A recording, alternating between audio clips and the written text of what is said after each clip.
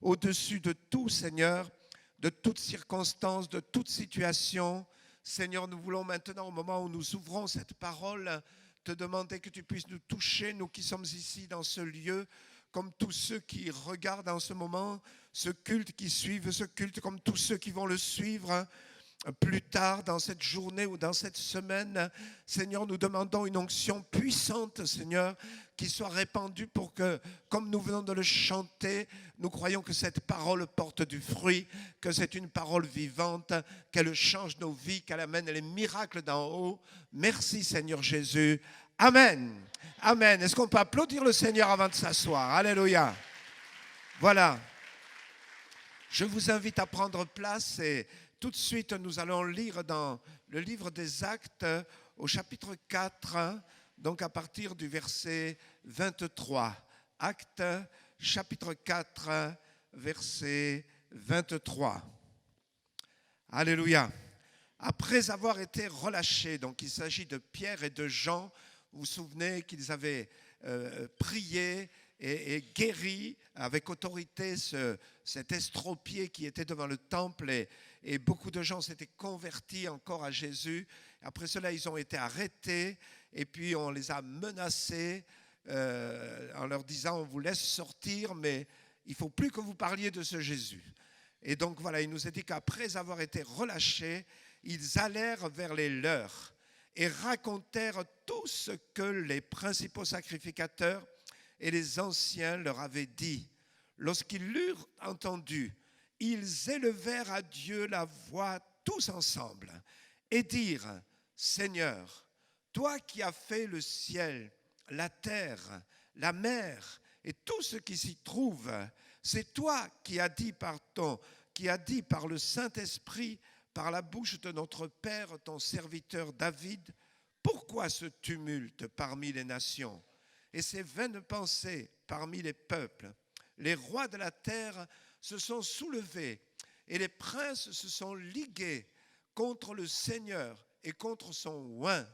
En effet, contre ton saint serviteur Jésus que tu as oint, Hérode et Ponce Pilate se sont ligués dans cette ville avec les nations et avec les peuples d'Israël pour faire tout ce que ta main et ton conseil avaient arrêté d'avance. Et maintenant, Seigneur, vois leurs menaces et donne à tes serviteurs d'annoncer ta parole avec une pleine assurance, en étendant ta main pour qu'il se fasse des guérisons, des miracles et des prodiges par le nom de ton saint serviteur Jésus. Et quand ils eurent prié, le lieu où ils étaient assemblés trembla. Ils furent tous remplis du Saint-Esprit et ils annonçaient la parole de Dieu avec assurance. Amen. Amen. Voilà un texte formidable.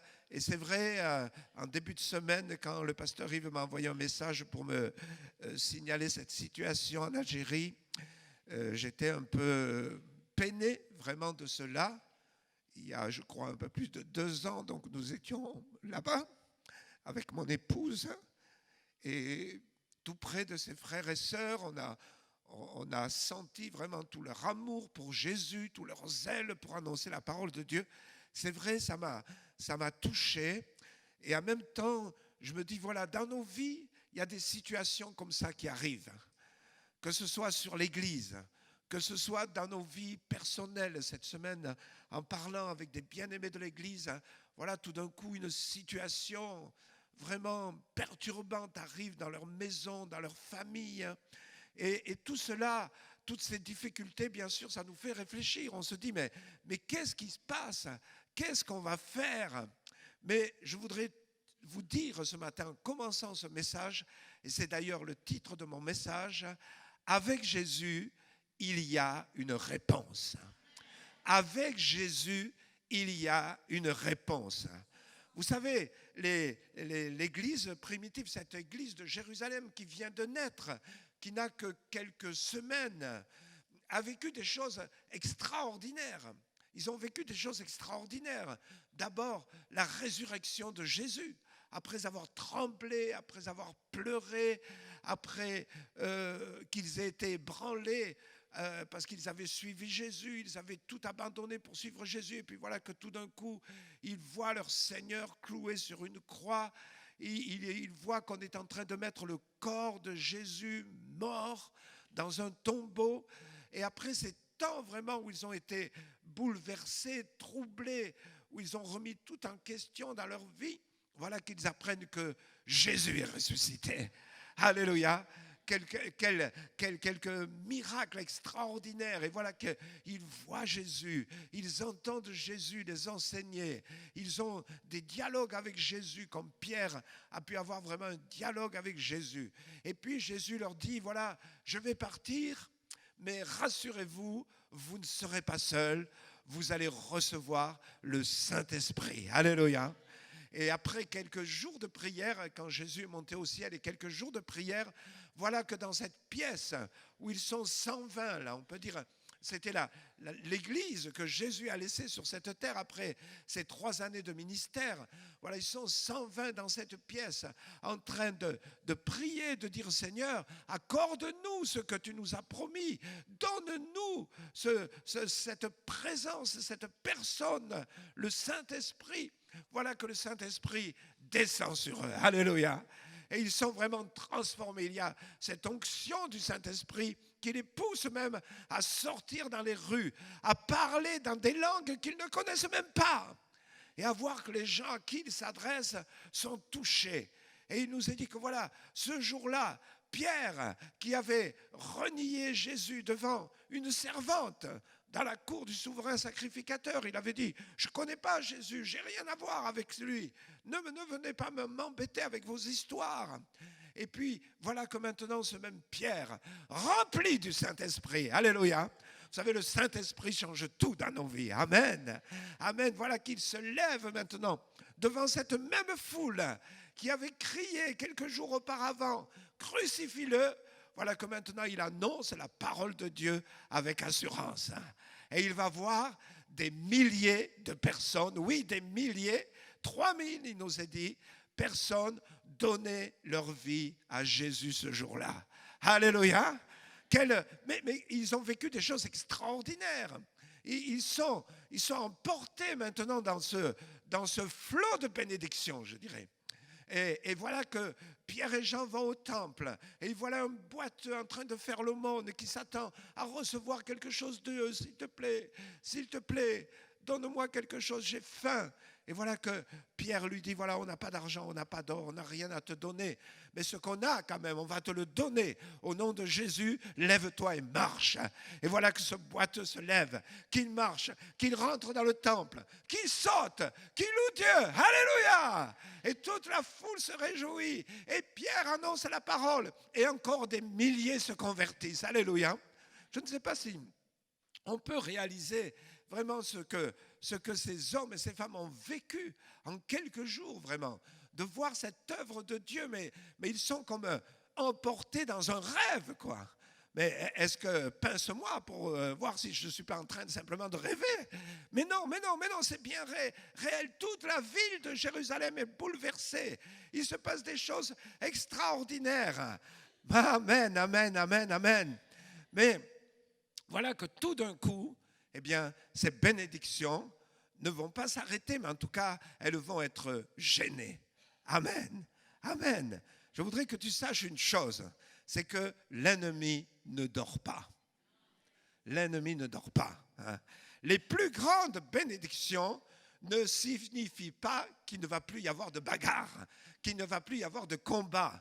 Hein. Ici, on voit vraiment, eh bien, voilà, on leur interdit maintenant. On leur dit, vous pouvez faire ce que vous voulez, mais il y a une chose que vous ne devez pas faire, c'est annoncer ce nom de Jésus. C'est annoncer ce nom de Jésus. Que faire? Que faire? Comment vont-ils réagir? Qu'est-ce qui va? Bien sûr, ils n'ont pas envie de se taire, parce qu'ils savent que dans ce nom de Jésus, il y a la puissance, il y a la victoire, il y a le salut, il y a la guérison. Ils le savent, ils n'ont pas l'intention de fermer leur bouche, mais ils sont quand même dans une situation difficile. Qu'est-ce qu'ils doivent faire? Bien-aimés, peut-être toi aussi, à un autre niveau, mais personnellement, ou dans ton église, tu as été béni, tu as été visité. Et chaque fois que nous mettons du temps à part pour Dieu, que ce soit dans des semaines de prière, dans des conventions, nous en ressortons vraiment bénis et transformés. Alléluia. Vous êtes d'accord avec moi? Amen, amen. Hein? Et peut-être tu as vécu et tu vis des choses comme cela. Tu as loué Dieu, tu as crié, tu as sauté, tu as été vraiment touché. Oui, mais il y a un mais qui arrive. Ah, je ne veux pas me faire l'avocat du diable. Hein? Mais malgré toute cette bénédiction, voilà que tout d'un coup, tu tombes malade. Il y a une maladie dans ton corps qui est là. Ou quelqu'un dans ta maison qui est affecté par une maladie. Il y a des difficultés familiales ou des difficultés à ton travail ou des difficultés avec ton voisinage. Voilà que ceux qui te respectaient, ceux qui t'écoutaient, voilà que maintenant, ils se tournent contre toi. Ils changent de camp et maintenant, ils commencent à te rejeter, à te mépriser, à te mettre à part. Et voilà, tu es comme les disciples à Jérusalem. Mais maintenant, qu'est-ce qu'il faut faire? Comment est-ce que je dois réagir? Comment est-ce que je dois... quelle est la réponse? Où est la réponse finalement? Alors, je vais vous dire simplement, la réponse, elle est là dans ce texte que nous avons lu ce matin. Elle est là dans ce texte. Et je voudrais simplement m'arrêter sur ce qu'ils ont fait, sur ce que Pierre et Jean et ses disciples, cette première église qui n'a que quelques semaines, hein, qui n'existe que depuis, la plupart sont des convertis de quelques semaines, qu'est-ce qu'ils ont fait en cette occasion? Eh bien, voyez-vous, la première chose que Pierre et Jean ont fait, on le voit au verset 23, il nous est dit, après avoir été relâchés, ils allèrent vers les leurs. Alléluia. Après avoir été relâchés, ils ne se sont pas cachés, ils ne se sont pas dit, voilà, on arrête, on abandonne. Non, mais ils sont allés vers les leurs et ils ont partagé ce qu'on leur avait dit, ce qu'on leur avait interdit. Ils l'ont partagé avec l'Église. Alléluia. Voyez-vous, bien-aimés, la plus grosse erreur qu'on puisse faire lorsqu'on rencontre des difficultés, c'est de s'isoler, c'est de se retirer, c'est de se mettre à l'écart de l'Église. Peut-être même, voyez-vous, parce qu'il ne faut pas se tromper d'ennemi. Les difficultés ne viennent pas de nos frères et sœurs. Nos difficultés ne viennent pas de nos serviteurs. Nos difficultés ne viennent pas de l'Église. Je veux dire, nos difficultés viennent du diable. Amen. D'où viennent tes difficultés? J'aimerais que tu me le dises. D'où viennent tes difficultés? Du diable, tu peux le dire avec assurance. Tu peux regarder ton frère et ta sœur à côté de toi, elles ne viennent pas de lui. Même si l'ennemi est passé par l'un ou par l'autre. Vous comprenez ce que je veux dire? Mais il faut voir d'où vient vraiment le problème. Il ne faut pas voir simplement si tu as une plaie, une infection. Eh bien, on va chercher, le médecin va chercher, mais pourquoi cette infection? Elle vient quoi? Il y a une infection peut-être dans ton sang, en fait. Ce n'est pas la peine simplement de soigner la plaie qui est sur ta main, parce que peut-être l'infection, elle vient, elle est plus profonde. Je voudrais te dire, l'infection vient du diable. Alléluia. Et vous savez, le diable, il veut toujours se dédouaner. Il veut toujours dire, c'est pas moi, c'est ton frère, c'est ton pasteur, c'est ceci, c'est cela. Et c'est pour ça la plus grande erreur qu'on peut faire quand on rencontre des difficultés, c'est de s'isoler.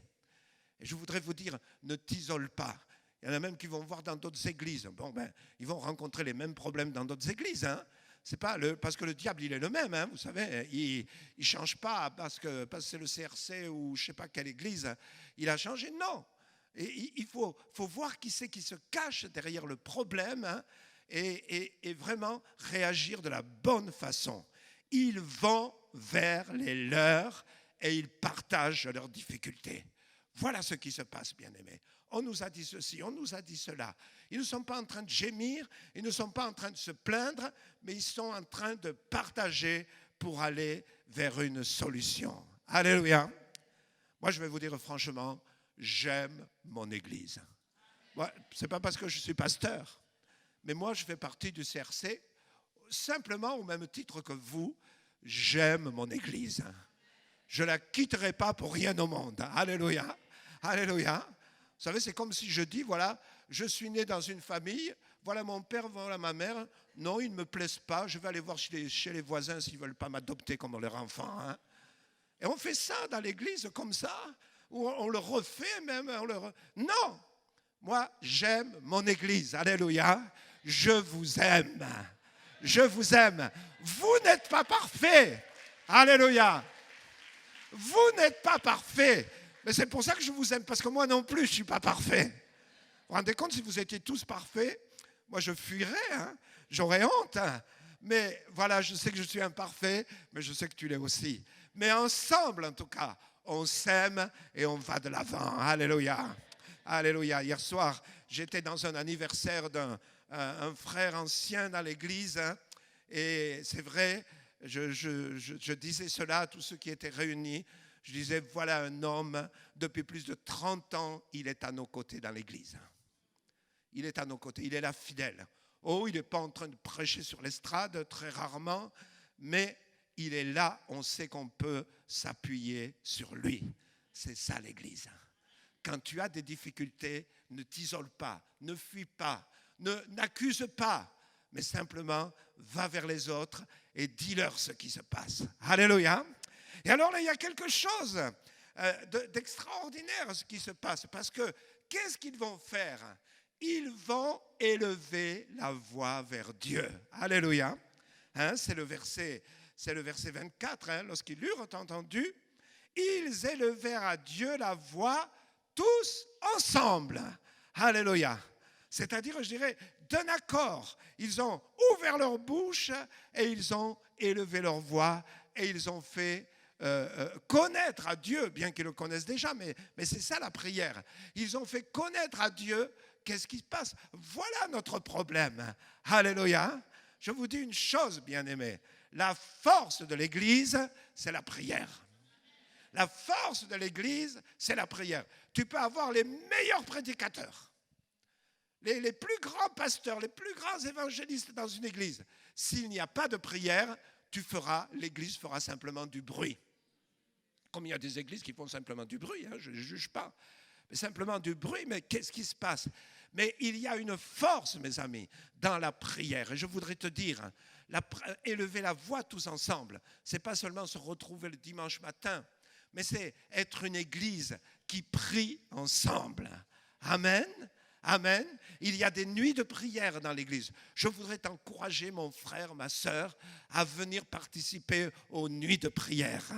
Les familles, organisez-vous. Allez, une fois tu dis c'est le mari qui y va et la femme qui garde les enfants. Mais la prochaine fois, c'est la femme qui y va et le mari qui garde les enfants à la maison. Alléluia.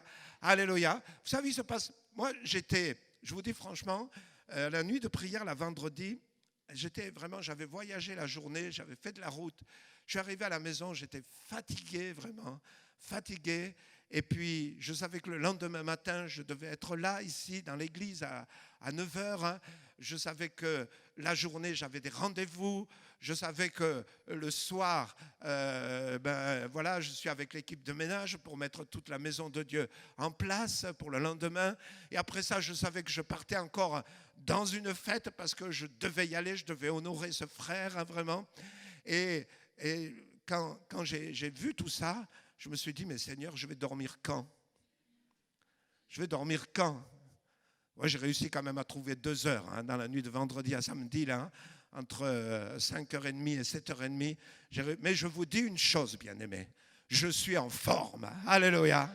Je suis en forme parce que notre Dieu sait nous renouveler quand nous passons du temps ensemble dans la prière. Alléluia. Ne dis pas que c'est impossible pour toi de venir prier pendant les nuits de prière. Mais qu'est-ce que tu fais pendant les mariages alors ? Tu dors ? Qu'est-ce que tu fais pendant les veillées ? Tu dors ? Non, tu es là. Tu es là. Et je pense que, vous voyez, il y a ce qui se passe dans la prière, hein, ça ne se passe pas autrement. Alléluia. Alléluia. Il y a le marathon de prière qui commence tout à l'heure, à 18h. Est-ce que tu es inscrit dans le marathon de prière ? Oh, j'ai vu qu'il y a encore des places là. Hein? Alors tu peux t'inscrire, mais même s'il n'y a plus de place, inscris-toi avec quelqu'un. Parce que là, on fait 36 heures, si je ne me trompe pas, de prière non-stop. Hein? Un jour et demi, non-stop. Mais si on s'inscrit nombreux, la prochaine fois, on va faire 48 heures. Et puis après, on fera un peu plus. On fera un peu plus. On fera un peu plus. Alléluia. Voyez, je dirais, il faut qu'on relève ce défi de la prière, vraiment. L'Église, cette Église qui commençait, et des fois, il y a des circonstances qui nous mettent tellement d'une façon démunie qu'il ne reste plus que la prière. Plus que la prière. Hein? Des fois, on est dans des situations, oh mais on va faire ceci, on va faire cela, ou peut-être je vais voir un tel, je vais voir. Et puis, tout s'écroule, boum, boum, boum, tout ce qu'on a prévu, ça ne marche pas. Il ne nous reste plus que la prière, alléluia. Cette semaine aussi, va prier dans ton groupe de maison, alléluia, alléluia. Trouve ta place, prie. Tu as besoin, les groupes de maison, vous voyez, c'est aussi cela. C'est qu'on se retrouve en petits groupes, on peut partager nos besoins, on peut prier les uns pour les autres, mieux se connaître. C'est la vie de prière. Et pourquoi pas l'intercession? Alléluia. Je trouve que vraiment, il y a je ne sais pas si je me trompe ou quoi, mais il me semble qu'il y a un peu moins d'intercesseurs là depuis qu'on a repris cette année. Alors, je ne sais pas si c'est un peu si c'est dur de se remettre en route, mais je voudrais vous dire, les rencontres d'intercession sont ouvertes à tous.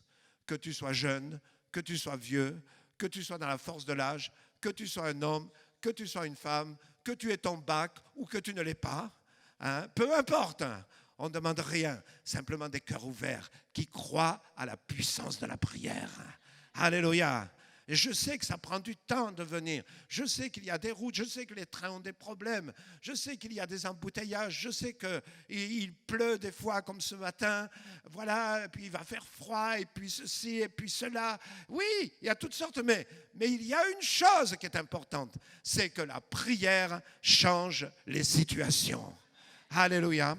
Et je voudrais vraiment mettre cela vraiment devant nous, parce que, vous savez, cette Église, c'est le fruit de la prière. Elle a commencé dans la prière. Elle a continué dans la prière. Ce sont des jeunes qui ont mis cette Église en route, en priant, en intercédant, en se tenant devant la face de Dieu. Oui, la parole de Dieu le dit d'ailleurs. Ma maison sera appelée une maison de prière pour toutes les nations. Alléluia. Pour tous les peuples. Alléluia. Ma maison sera appelée une maison de prière. Bien-aimés, quand l'Église prie, quand l'Église intercède, quand l'Église élève la voix, je vous dis, bien-aimés, en m'appuyant sur la parole de Dieu, ce n'est pas mon raisonnement, mais c'est la parole de Dieu. Quand l'Église se retrouve et élève la voix ensemble, alors les choses bougent. Alléluia. Les situations changent. Le statu quo est fini. Des grandes choses qui semblaient impossibles maintenant deviennent possibles. Alléluia. Alléluia. Est-ce qu'on peut applaudir Jésus vraiment? Merci. Merci Seigneur pour la prière. Merci pour la prière. Vous savez, la parole de Dieu le dit souvent, mon juste vivra par la foi. Mon juste vivra par la foi. La prière est la manifestation de notre foi. Amen, amen. Quand je me déplace pour venir prier, eh bien, je manifeste ma foi. Quand je mets du temps à part pour prier, je manifeste ma foi. Quand je porte quelqu'un auprès du trône de Dieu dans l'intercession, je manifeste ma foi. Lorsque je porte l'Église dans l'intercession, que je viens, que je me déplace, tout ça, je manifeste ma foi. Quand je persévère jusqu'à l'exaucement, alléluia, jusqu'à l'exaucement, que je ne m'arrête pas, que je ne doute pas, je manifeste ma foi. Amen. La prière change les situations. La prière rend possible ce qui est impossible aux yeux des hommes. La prière met le camp de l'ennemi sans dessus-dessous. Alléluia. Alléluia. Je vous assure, Moi, j'aime chanter, j'aime louer Dieu, j'aime la louange, j'aime taper dans les mains, j'aime sauter, j'aime danser à ma façon, hein, bien sûr. Hein. Voilà, alléluia, alléluia. Mais je voudrais vous dire simplement, et ce n'est pas un jugement, mais c'est une constatation. Toutes ces choses-là, ça n'effraie pas beaucoup l'ennemi. Il dit oui, bien sûr, il préférerait que vous chantiez des chants où on dit n'importe quoi, n'importe quelle bêtise, ou qu'on raconte n'importe quel péché, bien sûr. Hein, il n'aime pas qu'on loue Dieu.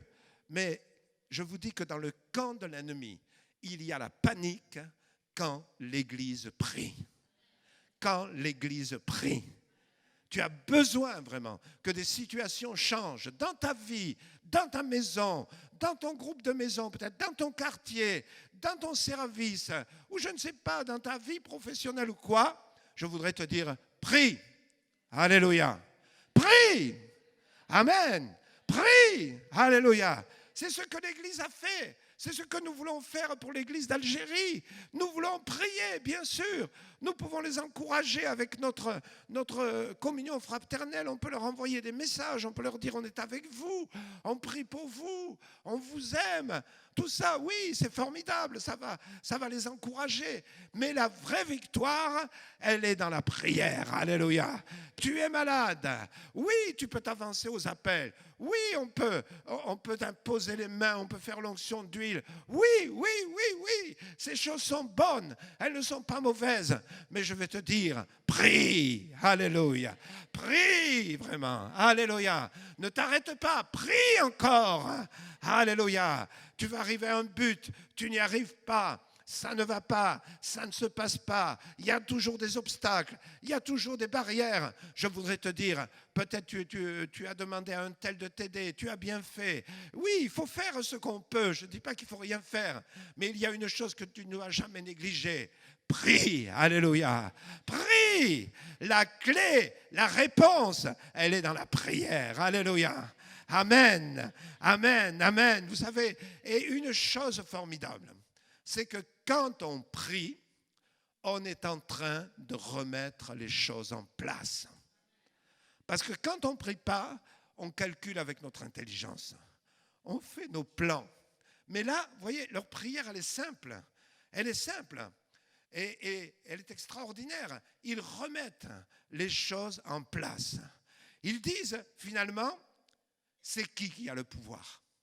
C'est qui a le pouvoir? Ils disent, pourquoi ce tumulte parmi les nations? Il y a du tumulte parmi les nations. Hein.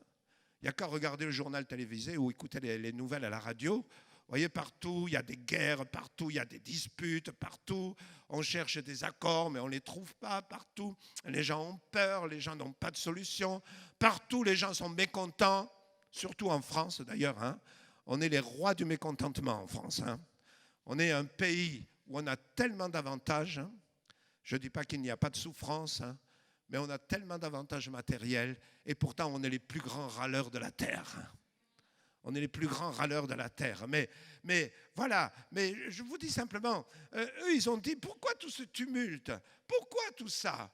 Pourquoi les rois se liguent? Oh, Ponce Pilate et Hérode qui étaient ennemis, voilà, ils deviennent amis maintenant pour faire condamner Jésus. Vous ne trouvez pas ça bizarre? Hein? Vous ne trouvez pas ça bizarre? Hein? Qui est-ce qui est là derrière? Qui est-ce qui manipule tout cela? Qui est-ce qui fait tout cela? Mais eux, ils disent maintenant, qui est au contrôle de tout cela? Parce qu'ils disent, voyez, au verset 28, il y a quelque chose d'extraordinaire qui est dit. Tous ces gens, tous ces hommes, tout ce bouleversement, finalement, c'est pour faire tout ce que la main et le conseil de Dieu avaient arrêté d'avance. Amen. Qui est-ce qui est au contrôle? Qui est-ce qui est au contrôle? Est-ce que ce sont les hommes? Est-ce que ce sont les gouverneurs? Est-ce que ce sont les chefs d'État? Est-ce que c'est nos chefs ou ceux qui ont une autorité? Oui, Dieu donne l'autorité à des personnes. Parce qu'il ne veut pas que le monde vive dans le désordre. Notre Dieu est un Dieu d'ordre. Amen. Regardez autour de vous, regardez la création de Dieu, tout est dans un ordre extraordinaire, impensable humainement. Hein. Mais finalement, dans leur prière, ils mettent les choses à leur place. Et ils disent, quoi que font les hommes, finalement, qui est-ce qui est Seigneur? Qui est-ce qui va décider en fin de compte, comme on dit, en finale de compte? Qui c'est qui va décider? Est-ce que ce sont les hommes? Mais ceux qui font le plus de bruit aujourd'hui, demain peut-être ils seront morts. Ou ils seront peut-être dans un hôpital inconscient.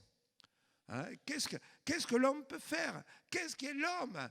Il n'est rien du tout. La Bible nous dit, c'est comme une plante, ça pousse, et puis ça devient très beau, et puis ça sèche, et ça disparaît. Et c'est fini. L'être humain, il est un peu comme ça.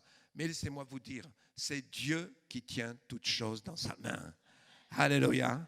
C'est pour ça que la prière est quelque chose d'efficace, parce qu'elle nous permet de remettre les choses en place. Alléluia. Pourquoi ce tumulte? Pourquoi toute cette agitation des hommes? Pourquoi ces guerres? Pourquoi ces troubles? Pourquoi ces contestations? Pourquoi tout cela? C'est pour que le plan que Dieu a arrêté d'avance s'accomplisse. Pourquoi est-ce qu'une maladie m'a touché? C'est pour que je glorifie Jésus quand il va venir me guérir. Pourquoi est-ce que je suis dans des difficultés matérielles? C'est pour que je le loue en voyant comment il me délivre. Alléluia, alléluia, alléluia. Nous avons un Dieu qui est au contrôle, mes amis. Nous avons un Dieu qui est au contrôle. Et c'est ce qu'ils ont fait ce jour-là. Ils ont dit, voilà Seigneur, voilà tout ce tumulte, voilà tout ce qui se passe. Mais ça, tu l'as arrêté d'avance.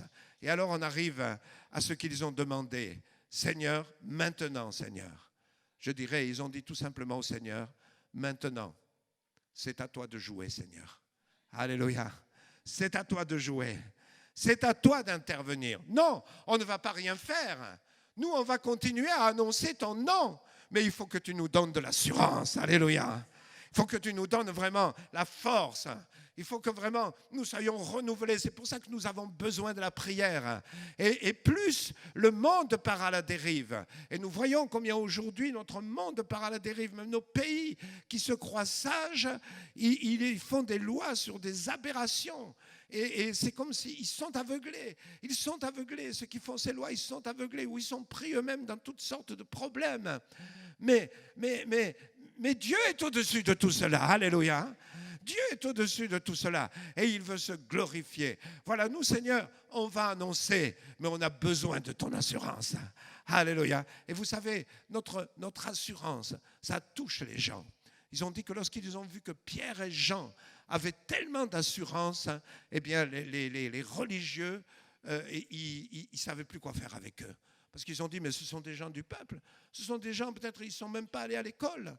Et puis, nous voyons comment ils annoncent la parole de Dieu avec assurance. Et puis, ils vont demander à Dieu quoi? Ils vont dire, Seigneur, nous, on va parler. Tu vas nous donner de l'assurance. Mais ce qu'on ne peut pas faire, toi, tu vas le faire. Alléluia. C'est pour ça qu'ils disent à Dieu, étends ta main. Étends ta main pour qu'il se passe des miracles, pour qu'il y ait des guérisons, pour qu'il y ait vraiment de grandes choses qui se passent. Alléluia! Moi, je me réjouis vraiment parce que souvent, il ne se passe même pas une journée sans que nous attendions que Dieu a fait des grandes choses même au milieu de nous, dans la vie de l'un, dans la vie de l'autre. Il est intervenu, il a guéri, il a touché, il a ouvert des portes. Mais Alléluia, Seigneur! Oh, quelle joie d'être avec toi, quelle joie de te servir, parce que tu étends ta main et tu confirmes ta parole par les signes et les miracles qui l'accompagnent. Alléluia. Alléluia. Moi, je vous dis franchement, il me faudrait une foi beaucoup plus grande pour croire que Dieu n'agit pas. Mais pour croire que Dieu agit, je n'ai pas besoin de beaucoup de foi, parce que j'ai tellement vu de la main de Dieu s'étendre sur les hommes, sur les femmes, que ce soit ici, dans cette église ou ailleurs, où le Seigneur nous a envoyés. Nous avons vu tellement de fois des miracles et des signes extraordinaires que Dieu a fait, que ce soit dans le corps des gens, que ce soit même dans les éléments de la nature, que ce soit dans la protection miraculeuse, que ce soit dans les directions que Dieu donne clairement, que ce soit dans les délivrances matérielles. Notre Dieu est grand. Alléluia. Notre Dieu est au-dessus de tout. Et c'est pour ça que ce matin, c'est ce que je veux mettre devant nous. Je veux dire, quelle que soit la situation ou les circonstances que tu traverses, je voudrais te dire, la réponse, elle est auprès de Dieu. Elle est auprès de Dieu. Oui, demande le secours des frères et sœurs. Nous sommes le peuple de Dieu. Nous sommes une famille spirituelle. Alléluia.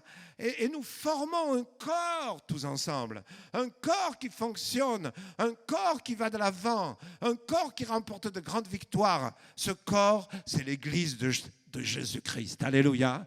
Alléluia. Et je voudrais te dire maintenant, fais connaître avec tes frères et sœurs. Oh, fais connaître tout cela.